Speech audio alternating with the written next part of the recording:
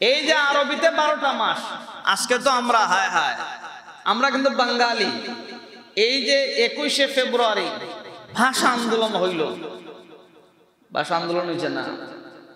যারা ভাষা আন্দোলনের জন্য রাস্তাঘাটে বের হয়েছেন ছেলে মেয়েকে নিয়ে, ওদের বুকে বোমা ফাটাইলেও হইতে পারতো না বাংলা 6 তারিখ। কথাটা বুঝছেন না? ইনো বোমাও যদি মারণ হো বাংলা 6 তারিখ, এই গান পারত না। আর যদি তখন ইংরেজি ই কান হইতে পারবো যে 21শে ফেব্রুয়ারি আছে না? আমরা এখানে যারা বসা আছি, আমার মনে হয় না যে অধিকাংশ ফারবা যে বাংলা 6 তারিখ, কিন্তু ইংরেজি আমরা সবাই জানি মাশাআল্লাহ। বাংলা আইলো গেল কেমন এটা খবর নাই। চৈত মাস, বৈশাখ মাস, ফাল্গুন কেমনি আর যার 6 তারিখ এটা কোনো খবর না। কথাটা বেঠিক কইলাম। আরবিতে 12টা মাস আছে। এই যে 12 মাস, এই 12 মাস এটা আমার কথা নয়, স্বয়ং মহান আল্লাহ 12টা মাস সৃষ্টি করেছেন বনি আদমের গণনার জন্য। বলেন সুবহানাল্লাহ, সুবহানাল্লাহ। এই 12 মাস এটা আমি হেলালির কথা নেই। কার কথা? আপনাদেরকে আজকে এমন এমন কিছু কথা বলবো যেটা জীবন আপনারা শুনেন নাই। 12 মাসের নাম কোরআনও আছে, জানছেন আপনারা? হ্যাঁ আছে, জানছেন? আমি কোরআনের আয়াত বলে এবার শুনবেন। আল্লাহ এই 12 মাসের কথা কোরআনে বলেছেন। আল্লাহ নিজে বলেন, ইন্না ইদ্দাতাশ শুহুরি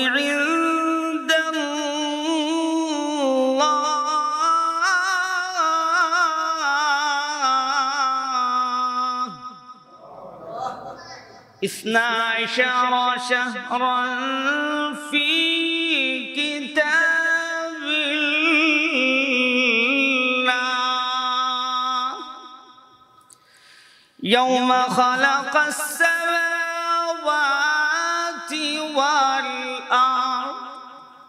আল্লাহ বলেন, ও দুনিয়ার মানুষ, ইন্না ইদ্দাতাশ শুহুরি ইনদাল্লাহ ইসনা আশারা মানে 12। যারা সৌদি আরব গেছেন, আরবি কিছু পারেন, ইসনা আশারা মানে 12।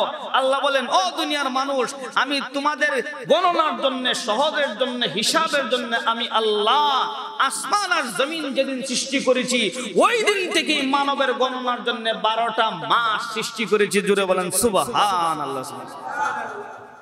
এই 12 মাস কে বানাইছেন? কখন বানাইছেন? কখন? যেদিন আল্লাহ আসমান আর জমিন সৃষ্টি করেছেন ওই দিন থেকে মানবের গণনার জন্য, হিসাবের জন্য আল্লাহ 12টা মাস বানিয়েছেন। আরো আসতে বলেন সুবহানাল্লাহ। এই 12টা মাস সম্মান আর ফজিলতের দিক দিয়ে সমান নয়।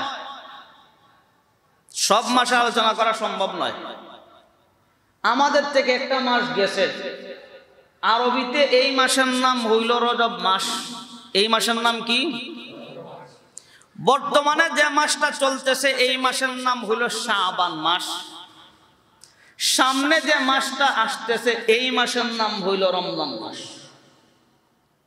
যেটা গেছে এটার নাম হইল রজব মাস, চলতেছে যেটা এটার নাম হইল শাবান মাস, সামনে যেটা এটার নাম হইল, আমার মাত বুঝুন না আপনারা?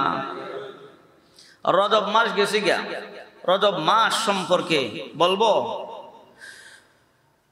قال النبي صلى الله عليه وسلم قال الله تعالى الرجب شهر الله من أكرم شهر الله أكرمه الله تعالى في الدنيا والآخرة